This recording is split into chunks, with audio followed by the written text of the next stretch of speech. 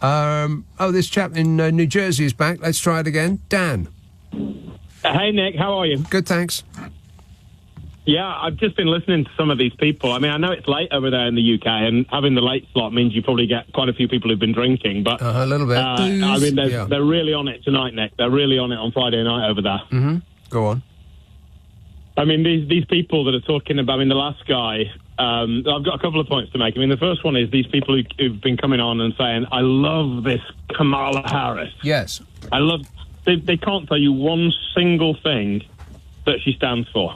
Because they don't know what she stands for. It doesn't matter. She stands for the opposite of Donald Trump. That's all they need to know. So that's all that matters. Yes. That's all that matters. It as long as it's about hatred of Donald Trump. No, you don't need ideas. You don't need policies. Not hatred, Dan. Not hatred, Dan. Fear. Not hatred. Fear. So you're afraid of Donald Trump, Nick, are you? No, you're talking about the other people, I thought. People calling up and saying... You're not scared. Am I scared am I scared of another presidency with Donald Trump and those weird people that are behind him? Absolutely. Everybody should be. It's so funny, because he's been the president for 4 years, and all you guys in the media, and you're one of them, you're one of the most guilty.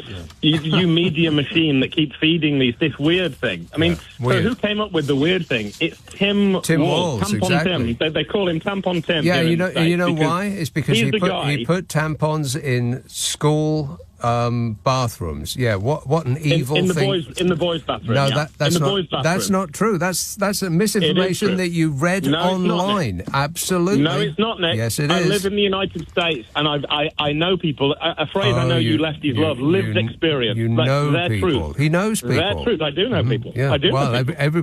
Everybody in America knows people.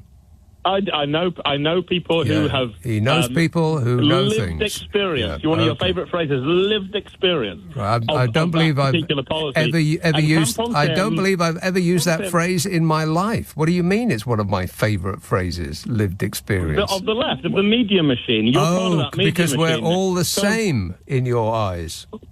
Anybody that doesn't support Donald Trump is is an amorphous woke lefty in your eyes. Can I just finish my point?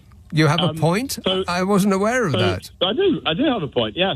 So this guy Tim Walz, who is the definition of weird. Every accusation is a confession. I don't know. That's the other way around. It's called projection, which is what Donald Trump does. You got it the wrong way around there, Dan. You in fact are guilty of projection, dude. He comes on the stage, it's like an episode of The Price is Right. He goes running around. Did you see your man J.D. Vance trying to do an ordinary thing like order a donut today? Did you see that? I mean, and you did see it, and it's so embarrassing that you don't even want to address it, do you? J.D. Vance. So if I turned that on to you, Ed Miliband can't eat a bacon sandwich. No, Ed Miliband was photographed eating a bacon sandwich. If you take one image of anybody eating anything, you can make them look ridiculous.